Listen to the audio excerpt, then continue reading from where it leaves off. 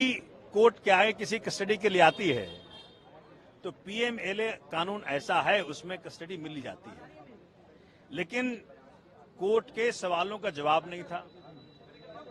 दिनेश अरोड़ा और अमित अरोड़ा के स्टेटमेंट्स को जो इन्होंने आधार बनाया, ये दिनेश अरोड़ा, जो हमारे संजय सिंह जी ने भी कहा कोर्ट के अंदर, यही दिनेश अरोड़ा और यही अमित अरोड़ा ने कई बार स्टेटमेंट्स दिए हैं। और एक बार तो इसके स्टेटमेंट में लिखा है कि क्या भैया संजय सिंह को आपने कोई पैसा दिया, वाला नो नेवर। तो ऐसी क्या बात हुई कि आज वो बदल गया स्टेटमेंट? बात ये हुई कि 1 अगस्त को इस शख्स को बेल मिला, ये बना अप्रूवर, और अप्रूवर बनने के बाद 14 अगस्त को ये स्टेटमेंट देता है। उस पर क्यों कोई ट्रस्ट करेगा? वो नेचुरल सी बात है, किसी का तुम कान फाड़ोगे, किसी का दांत तोड़ोगे, किसी के परिवार को धमकी दोगे, आप इस शर्त पे कि भाई तुमको तभी छोड़ेंगे जब तुम इन व्यक्तियों का नाम लोगे। तो संजय सिंह का छोड़ो, वो तो मोदी का नाम ले ले। सर, ईडी ने कुल कितने करोड़ रुपए लेन देन का आरोप लगाया है? कहा है कि 2 बार में 1-1 करोड़ रुपए हुए, फिर 1 करोड़ रुपए बाद में किसी के। ये तो ईडी से पूछो भैया जी, ये तो जीरो। मेरे हिसाब से ये सब हवा हवाई है।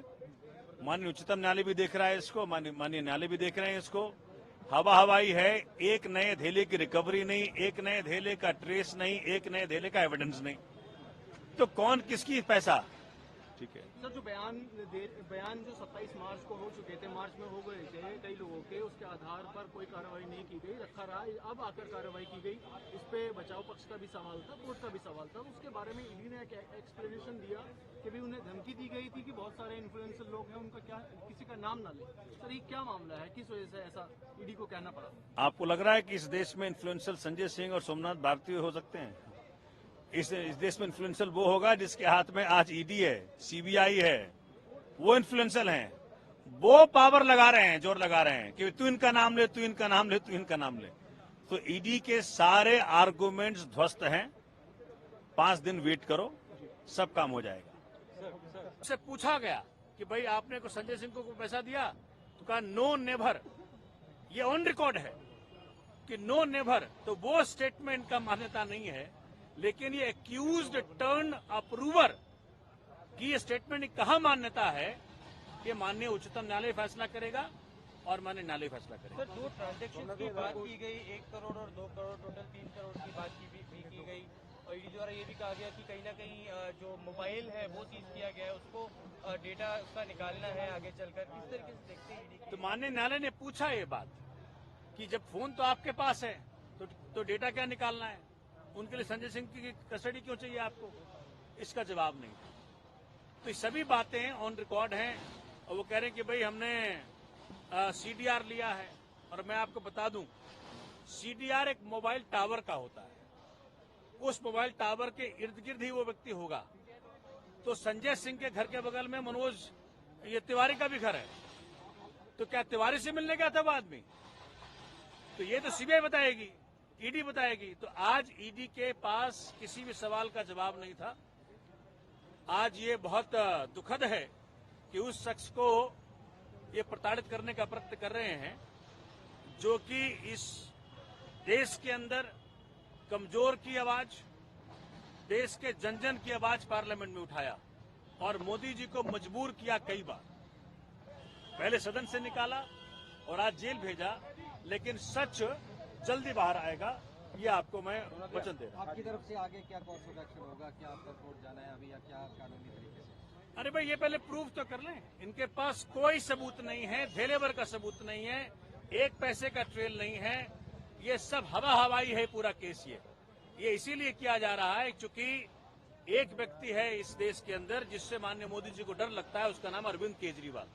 और उसी का परिणाम है कि उनके साथियों को तंग किया जा रहा है। अन्य गिरफ्तारियां भी होंगी। अरविंद केजरीवाल ने कल कहा कि और भी गिरफ्तारियां हो सकती। भाई देखो, राजा साहब का मूड है, अब राजा साहब जो चाहे करें, लेकिन देश की डेमोक्रेसी, देश का प्रजातंत्र, देश का संविधान, देश का कोर्ट इस बात का फैसला करेगा कि सच हो और न्याय हो इस देश के अंदर।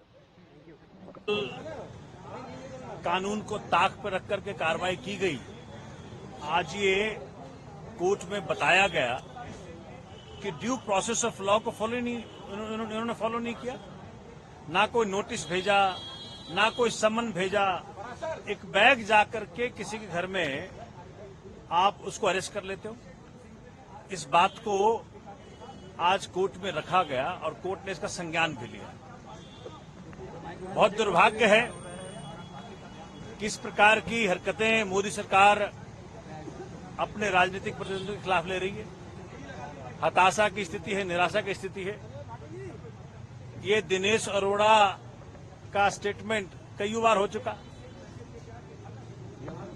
एक भी बार, इनफैक्ट ये ऑन रिकॉर्ड है, आज संजय जी ने कोर्ट के अंदर भी ये बात कही कि कभी भी उनका नाम नहीं आया। और 1 अगस्त को जब उसको बेल मिल जाता है तो 14 अगस्त को वो नाम लेता है। जब वो अप्रूवर बन जाता है तो नाम लेता है।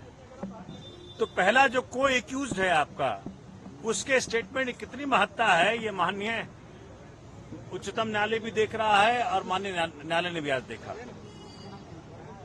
ये वो शख्स है संजय सिंह जिसने की आंख में आंख डाल करके मोदी जी के बात की। मणिपुर पे जब सवाल पूछा तो संजय सिंह ने पूछा। दिल्ली की जनता के हक को जब मारा गया तो संजय सिंह ने सवाल पूछा।